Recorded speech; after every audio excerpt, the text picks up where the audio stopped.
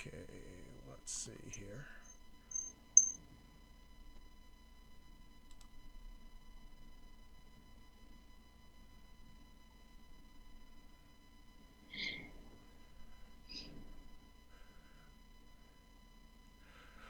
What is up, everybody? It's Dr. Vibe here, host and producer of the award-winning Dr. Vibe show.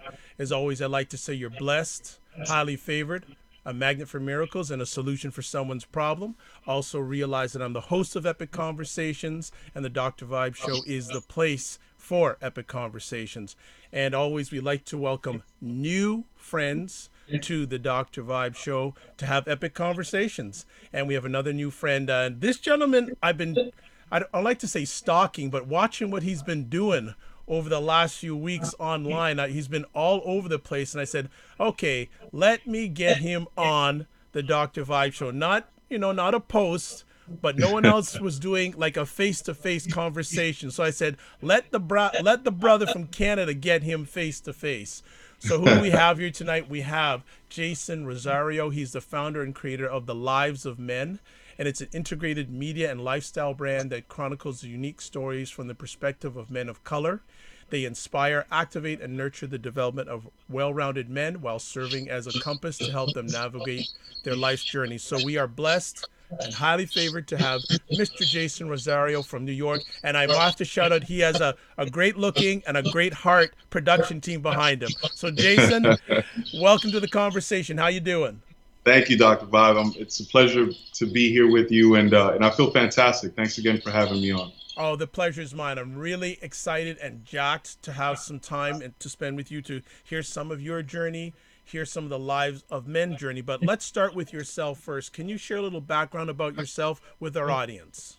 Absolutely. So I am a born and bred New Yorker, raised in the Bronx, New York, and I'm the oldest of five children on my mother's side. I have two beautiful sisters on my dad's side, and I am of Afro-Latino descent.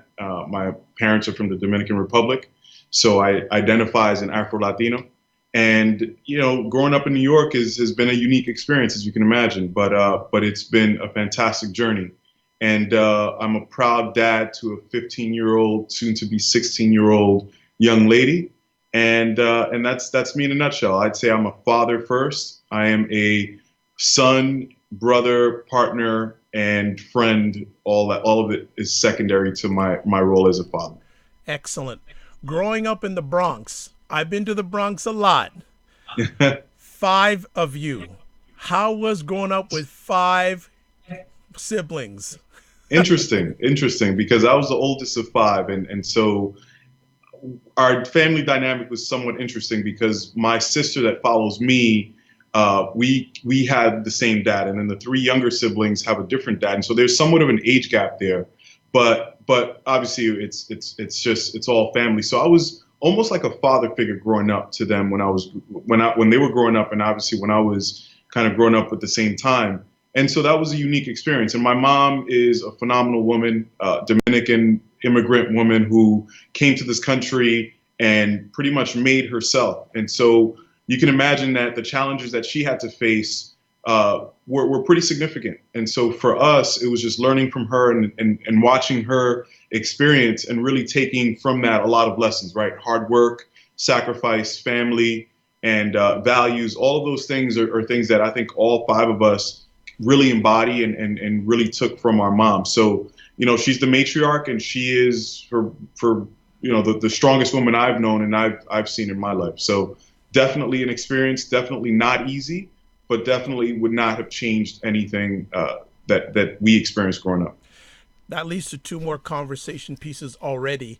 How much has Dominican heritage impacted your life?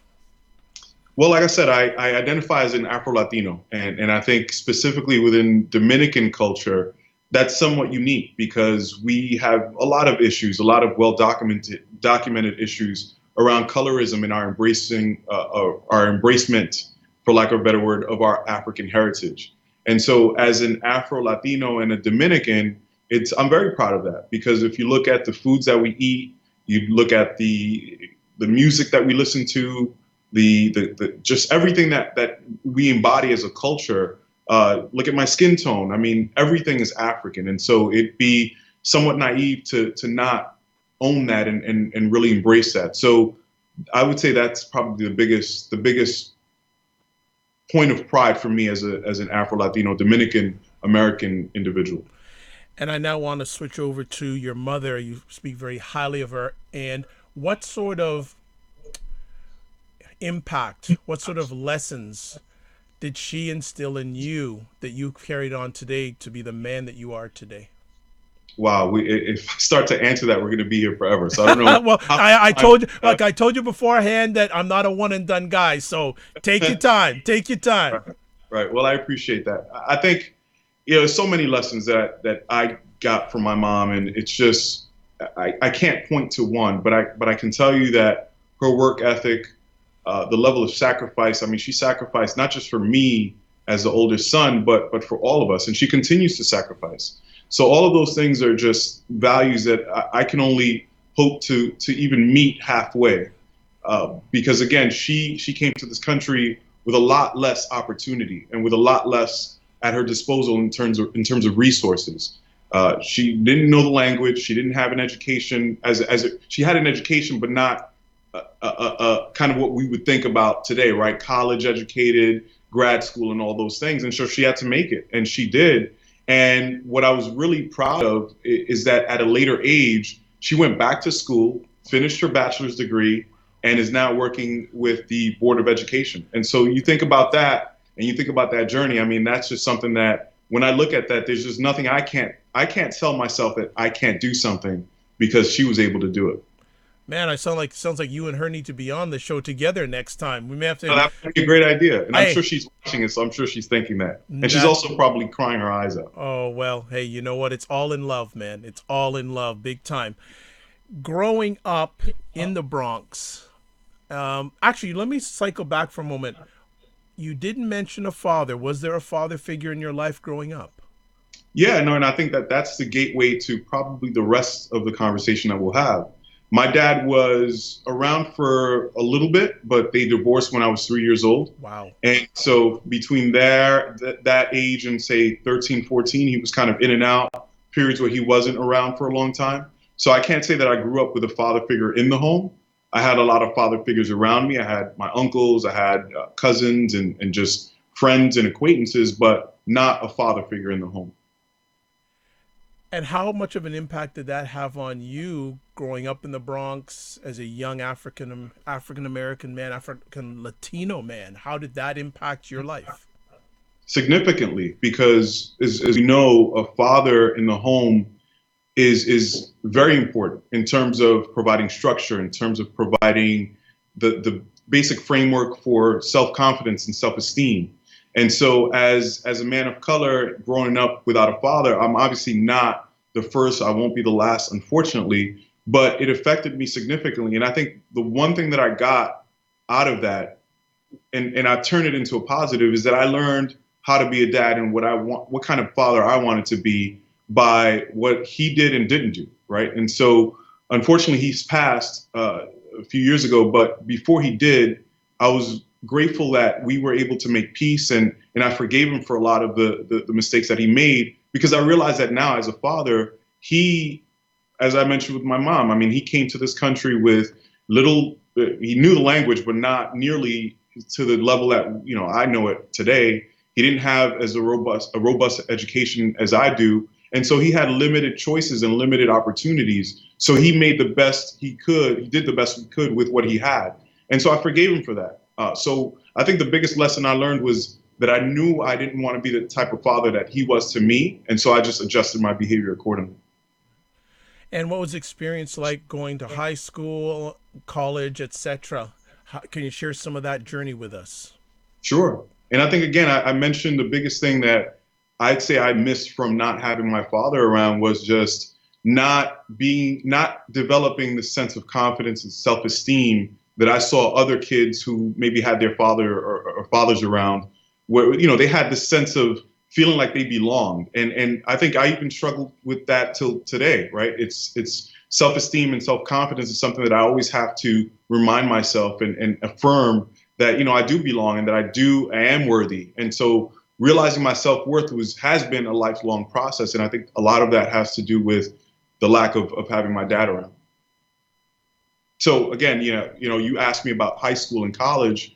High school can be a little bit unforgiving, right? Because kids are ruthless. And, so growing up playing sports, the thing about dads is that that's the first man that you try to impress as a young man, right? And you go out and you throw a baseball around and you want your dad to say, "Hey, son, good job." And I didn't have that. And so that was very difficult. And so I realized that I started to look for that type of approval outside of myself, with the people in my life and later in years, partners, for example. So all of those things I realized really come from that root cause of not having a dad in my life early on.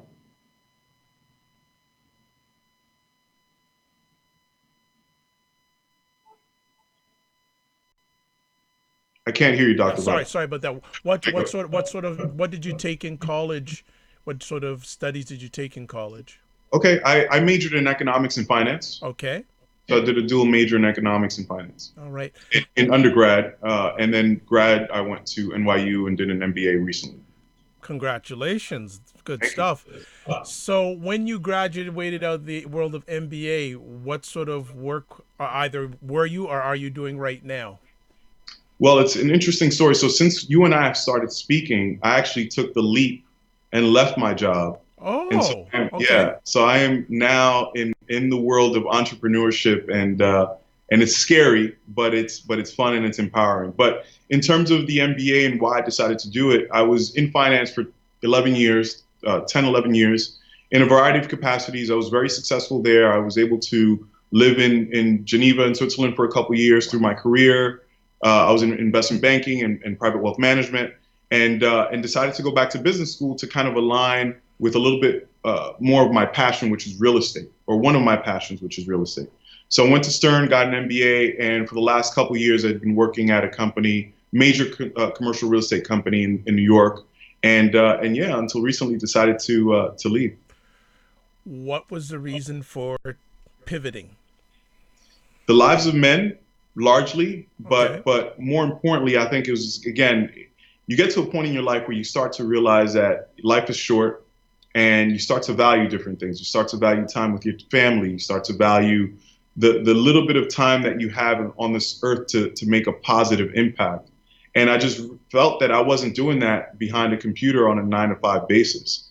And so I definitely, I respect the virtues of having a job. I don't knock it by any means, but I just started to realize that I had more to offer the world than just my skills behind a spreadsheet and a computer. And concurrently, I had been working on this project called The Lives of Men. And the more I focused on it and the more conversations I had about it, the more confirmation I got from the outside world. And more people were asking me, so why aren't you doing this full time? And what's next for it? And what are your plans for it? And so, classic case of all the stars aligning, certain things were happening at work, certain things were happening outside of work, that it just kind of met in one place, and I had to make a decision. Literally one day I had to make a decision, and I made the decision to pursue my dreams, and here we are. So it's been about a month and a half. Okay. Well, congratulations for pursuing knowing your dream and pursuing your dream. Well, that's what I'm most proud of, right? I'm most proud of knowing what my calling is, right? A lot of people say, congratulations for leaving your job, and that's great, and I appreciate that. But what I'm most proud of is having gotten to the point in my life where I've heard my calling, because a lot of people live their entire lives without ever getting to this point, and so that's what I'm really proud of. Yeah, I was in a coaching individual the other day, and I said to them, "What is your dream?" And they couldn't answer me. Wow. And I think there are many individuals out there that don't know what their dream is or have lost their dream, and that's not a good place to be. So kudos to you to know what your dream is and pursue it. I just want to shout out to the people who are watching this live. Thank you so much for taking the time out of your positive, productive schedules. If you have any questions or comments, please type them in. If you have any questions, please type them in, and I'll get Jason to answer them in real time. So let's get to the lives of men. How did that start? What's the story behind the lives of men?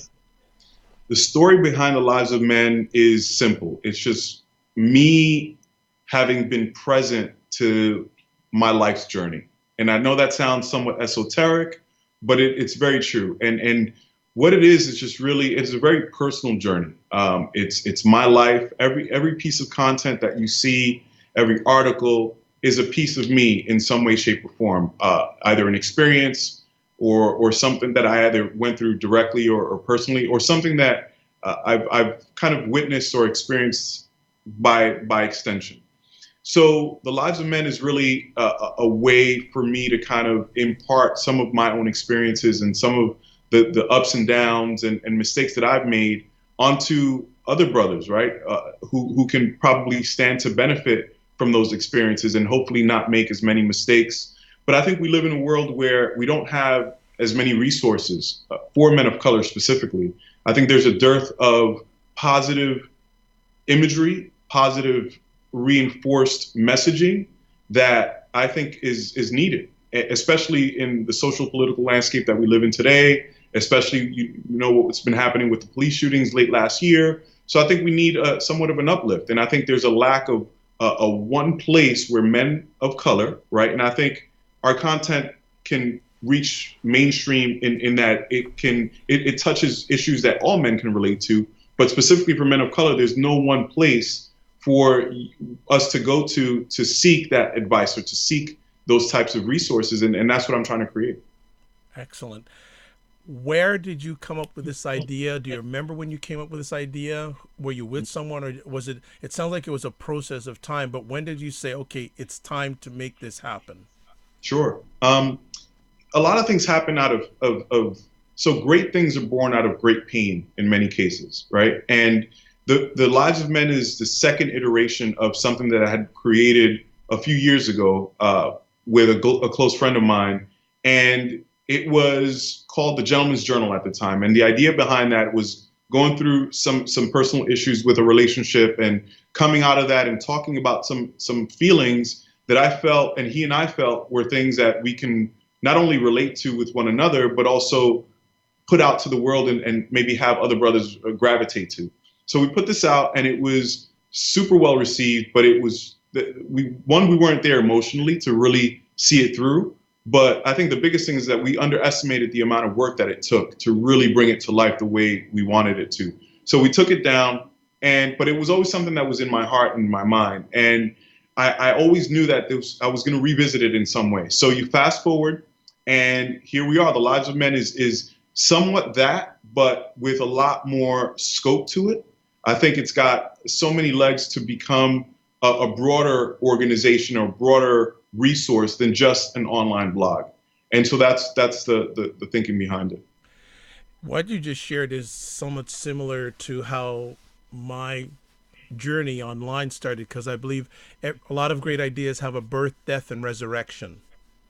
And it sounds like what you went through with what the Lives of Men is right now is a birth, death, and resurrection. So when you said you wanted to go ahead with that, who was the first person you told?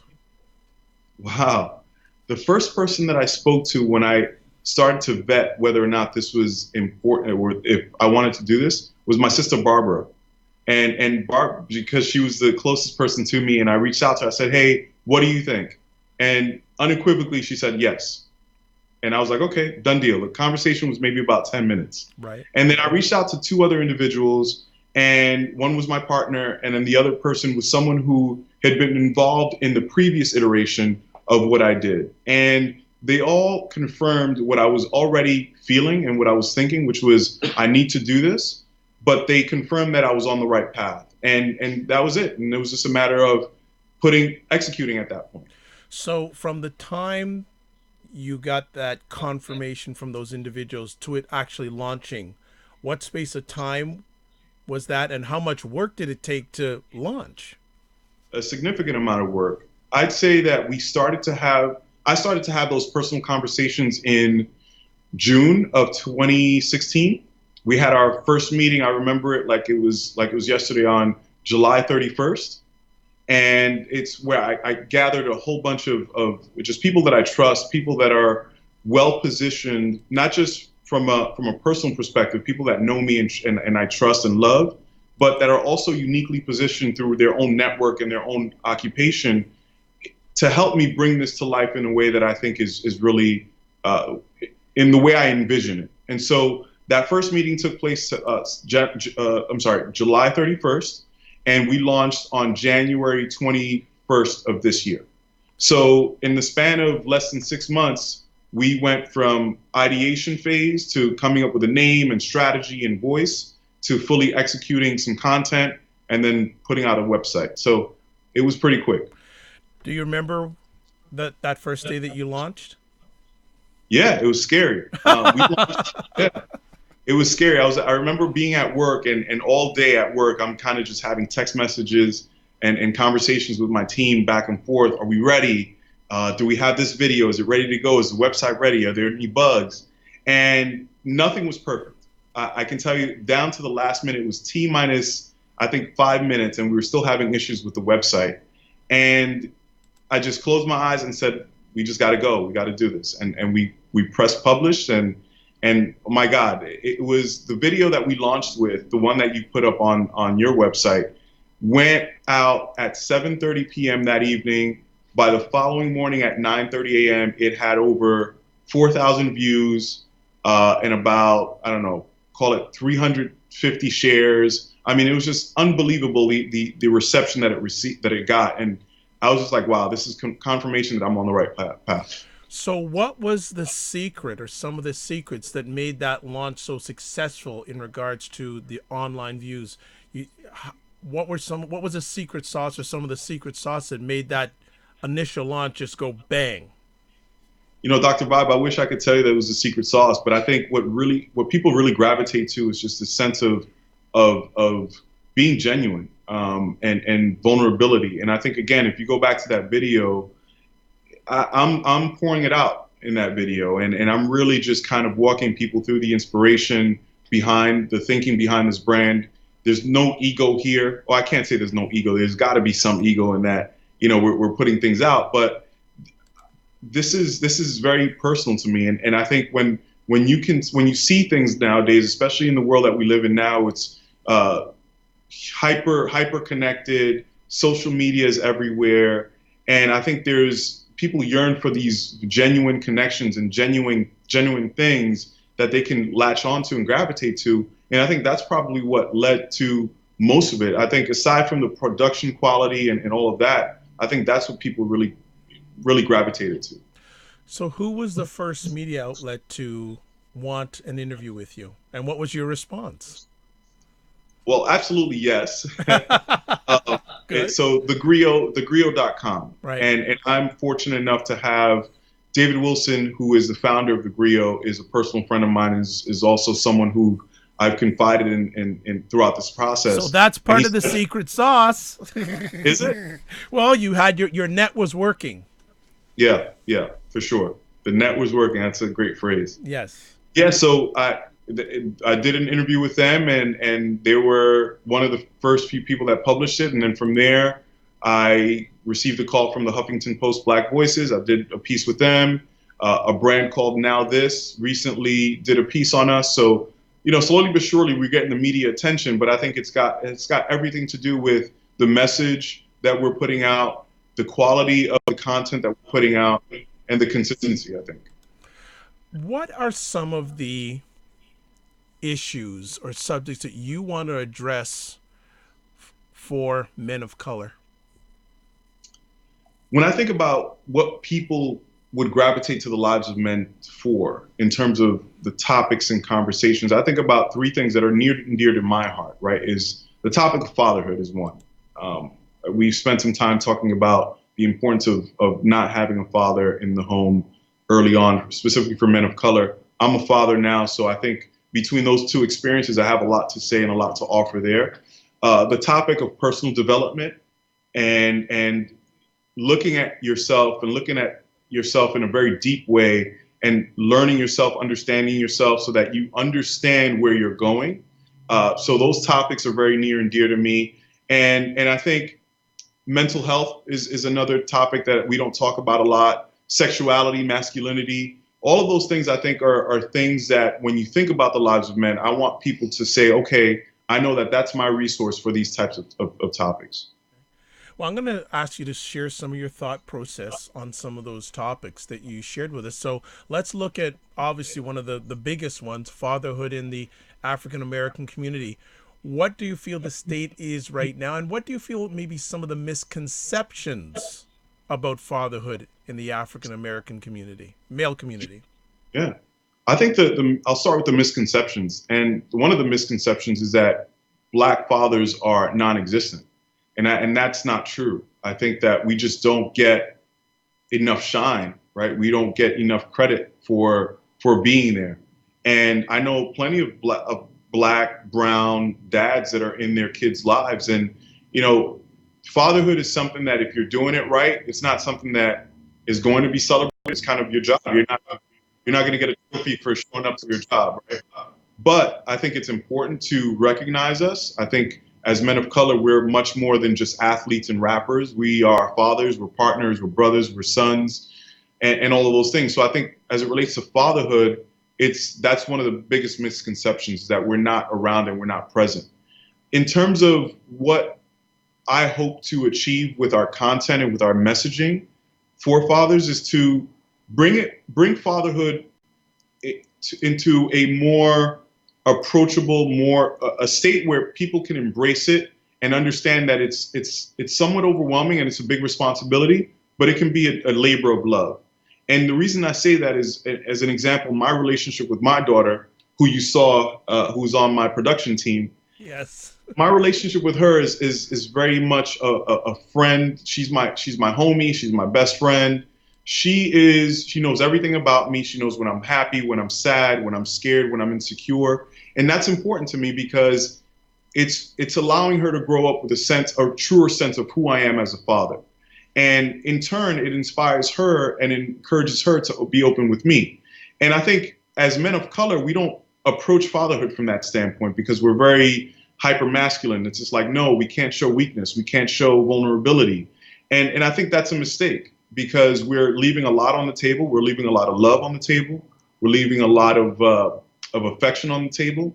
And I think our kids are suffering from that. So that's when I think about the content that we're putting out, that's definitely one of the messages that I want people to get from the lives of men regarding fatherhood. How much of an issue when it comes to Black fatherhood is breaking the cycle? I think it's a big issue, and I think again it's going to sound esoteric, but I think what's missing is the lack of love generally in our communities, right? Love, in my opinion, I consider myself a romantic, but I think love cures all ills. I think love for self, first and foremost, is where it begins and ends. If you look in the mirror and you don't like what you see, then that's an uphill battle, right? So if men of color can start looking at themselves with love and accepting themselves with everything, with all the warts and all, I think that's the beginning of a very big movement. And then from there, the love will permeate. It'll permeate not just through our families and our immediate loved ones, but our community. And then we're going to start to take more ownership for our behaviors and our actions in our community. We're going to start to take ownership and assume leadership positions that we very direly need to assume in our communities to really start bringing about change. So I think love is the beginning and end of it all. You've been very transparent with us on this conversation about Black fatherhood. What are Black men or men of color telling you about fatherhood? Because it sounds like they can be transparent with you. What messages are they giving you that you're listening with your head and your heart? Well, I think I think people are searching for answers. I think men are searching for different ways to be fathers to their children that's different from the way they've been brought up. Because I think people are starting to wake up now. When I say people, I mean specifically men. They're waking up to the idea and the realization that the way parents raised us may not necessarily work for us anymore going forward with the newer generation. The newer generation is a lot more in tune, they're a lot more aware, they're a lot more connected. And so our parenting needs to change along with that. And so I think that's one of the major topics. Off the top of my head, one of the major points that I keep hearing is how do I adjust and adapt my parenting to the new generation, and how do I relate to my son and my daughter or my daughter? And what ways do you do it with your daughter? Yeah, I mean, I mentioned it. It's just being open and honest with her. We have our weekly dates, and when we Nice. don't see each other, we're talking on the phone, and it's, hey, what's going on? And I think it's a nice relationship in that she understands that I'm her dad at the end of the day, and it's not, there's a line of respect there for sure, but at the end of the day, she can trust me, and she knows that she can trust me, and she knows that I'm going to be very, very honest with her. I'm going to tell her when she's made a mistake. But one thing I do tell her, and I make sure she understands it. She doesn't always understand it. Hopefully she will one day. But I'm just trying to give her as much information as possible so that she can be empowered to make good decisions. And I don't have a party when I tell her no. I don't. It doesn't make me happy to tell her no.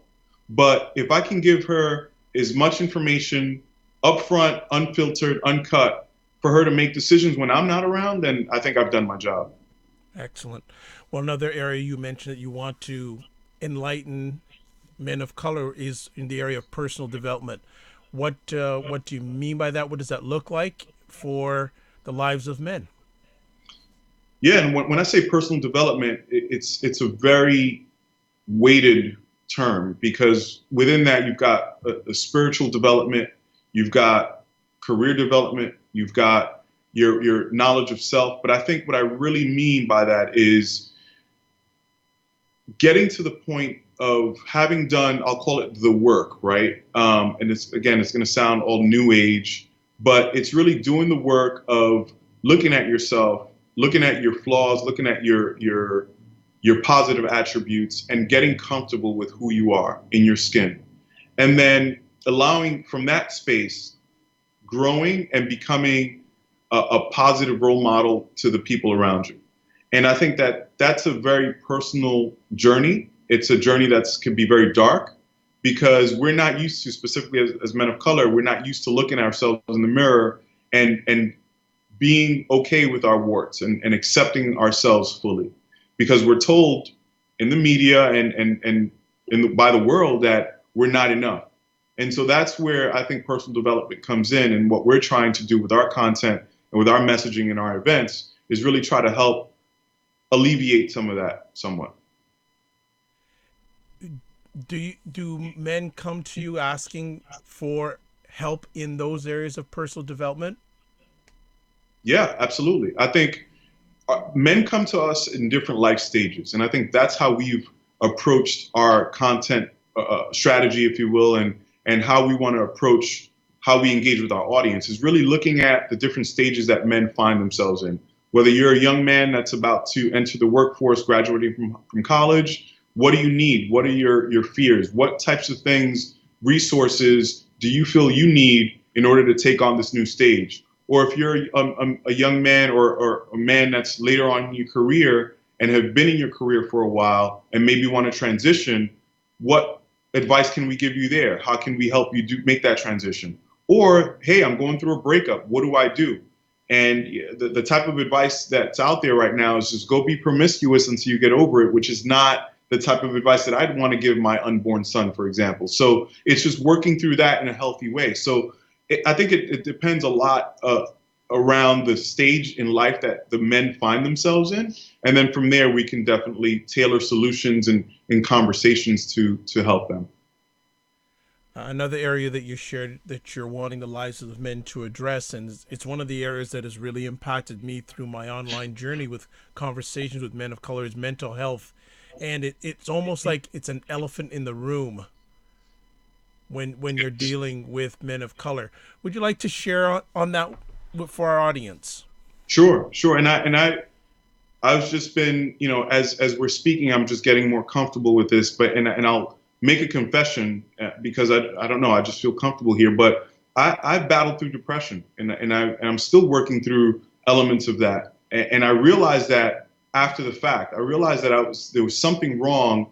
I don't want to say wrong because there's nothing wrong with depression if you can address it, if you can own it and understand what it is. But definitely, it's something that when you talk about depression and mental health, it's not something that we talk about because it's viewed as a sign of weakness. So for me personally, when going through the issues that I've been through and the moments that I've been through, that's been just understanding that, seeking help, talking to people, writing in my journal, for example, traveling alone, and really getting deep into myself and understanding where this is coming from has been cathartic, because it's a topic that's very sensitive. And when I used to look in the mirror and say, no, I'm not depressed, right? It's not something that happens to me. I'm a strong guy. I've been a go-getter my entire life, and this is just, I'm just going through a bad moment. And I really needed to humble myself and say, Jason, you need help, and you need to, don't be afraid to ask for that. And that was the most empowering thing that I've ever done. And I think I've seen a complete change in my demeanor and my attitude and who I am ever since I decided to take that journey willingly. Well, you know what? And first of all, I appreciate you being transparent, and I'm humbled that I've provided an environment that you can be transparent like that, and it's very important. And I think the more that we can help men by teaching through transparency, that, because I know what you said there, will impact someone somewhere down the line. It may have been someone right now, someone who watches on the replay, maybe today, tomorrow, 10 years from now. So I appreciate about that.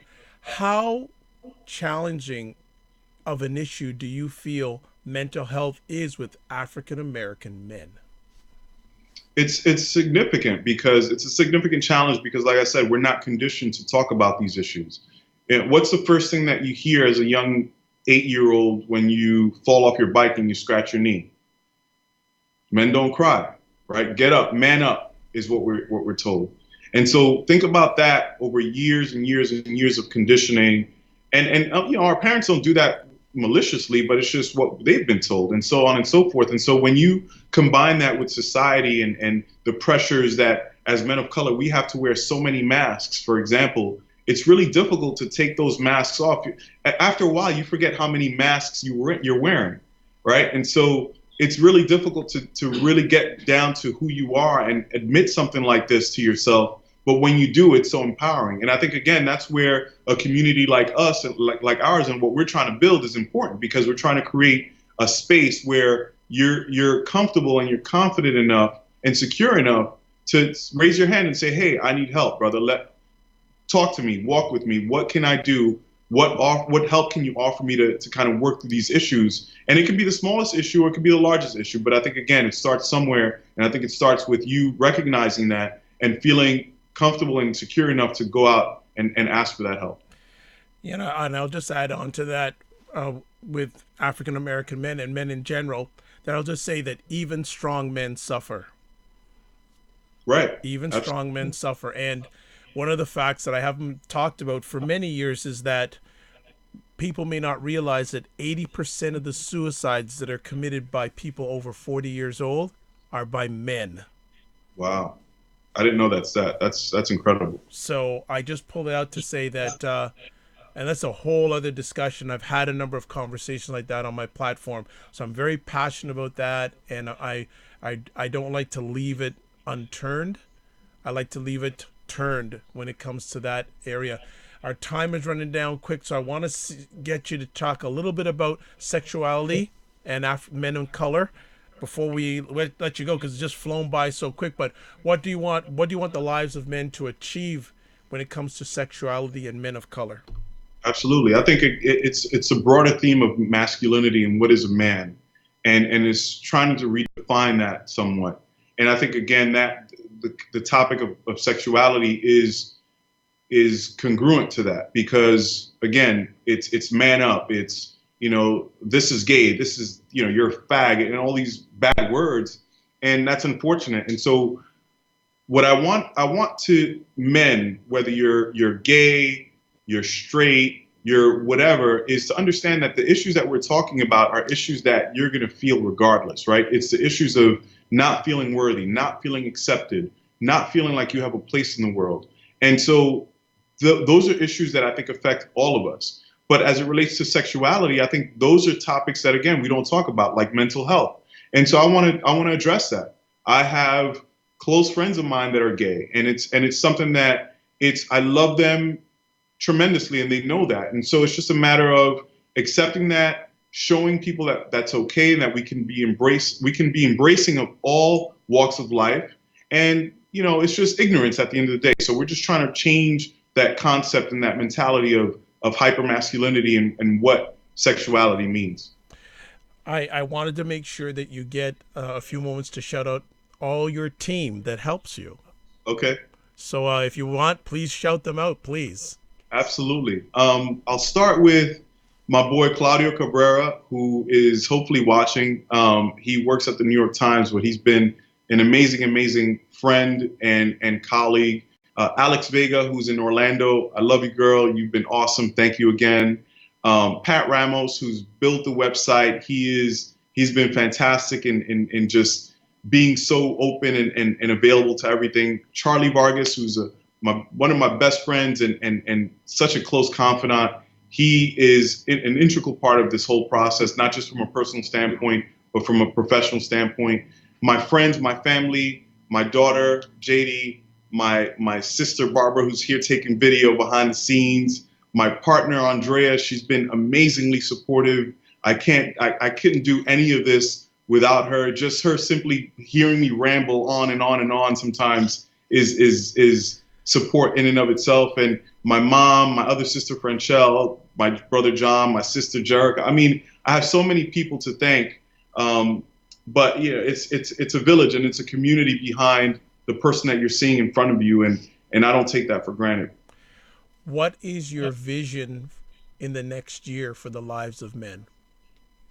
The vision for the lives of men in the next year is that we are going to be, one is we're going to be recognized nationally as a resource for men of color. And we're going to be traveling the country, espousing the message, talking to folks from, kids in community centers to corporate environments about what we're trying to achieve. And, it's going to be a success beyond my wildest dreams. We're working on a few things now that I think are going to be really successful. And so, once those things come out, I'll let you know, and I'll definitely bring you along or up to speed. But no but problem. yeah, I think it's going to be super successful, and I'm excited about it. What do you see, if at all, as the biggest challenge in reaching that vision? If there are any challenges reaching that vision. Yeah, no, there are definitely challenges. I think the biggest challenge is finding that critical tipping point where people start to gravitate to who we are. I think right now we're still very young, and I think people are starting to understand who we are. And they're like, yeah, this is great. It's a great idea. It's a great message. But it's really to drive long-term constructive or structural change. I think we need to find that point in people's psyche that they can gravitate to and will always say, okay, the lives of men is it. Like when you think about Yahoo or when you think about major brands, Apple, for example, you know what you get with those brands, right? I want people to know what they get with the lives of men, and that's going to take some time. Excellent. Any final words? Just follow us, engage with us. We are working hard on putting forth content that is relevant, that is timely, that speaks to the needs of our audience. And we just hope that people are having conversations around these topics. And our social media handles, reach out to us on Facebook, Twitter, Instagram. On our website, we have our email address. Reach out to us if there's anything that you want us to cover, any topics that we're not covering yet, by all means, or any questions that might come up. Feel free to reach out to us, and we're happy to engage. Okay, well, that's fantastic. That's Jason Rosario of The Lives of Men. Certainly check them out. They are very high-end, not high-end, very findable online. They've got a lot of action going on. And if you want to find out any information, there's the guy, and they got all their social media stuff. So I follow them, and they do fantastic videos. I am Dr. Vibe. I'm host and producer of the award-winning The Dr. Vibe Show. As always, I'd like to say you're blessed, highly favored, a magnet for miracles, and a solution for someone's problem. Please note, if you want to get in touch with me, the three best ways is Twitter at DRVIBESHOW, website address www.thedrvibeshow.com, and email dr.vibe@thedrvibeshow.com. If you want to listen or check out any of my conversations, my epic conversations, you can go to YouTube. I'm on Stitcher. I'm on iTunes. I'm on iHeartRadio. I'm at Google Play. I just tell people I'm Googleicious. But I'm Googleicious. Just put the Dr. Vibe Show in your search engine. You'll get me. I'm also a certified empowerment coach. And if you would like a complimentary 30-minute session, please touch base with me. As always, thank you so much for taking the time. I'd like to thank all the live watchers, and listeners. Yeah, thank you so much for taking the time. And catch the Dr. Vibe Show tomorrow night at 9 p.m. Eastern Time. We're doing our monthly Dr. Vibe Allies, where we have Black men from Canada, the United States, and England live discussing an important subject. So please catch us then. God bless. Peace to all. Keep the faith. And remember, sometimes you have to get smaller to get stronger. Thanks again. Bye-bye.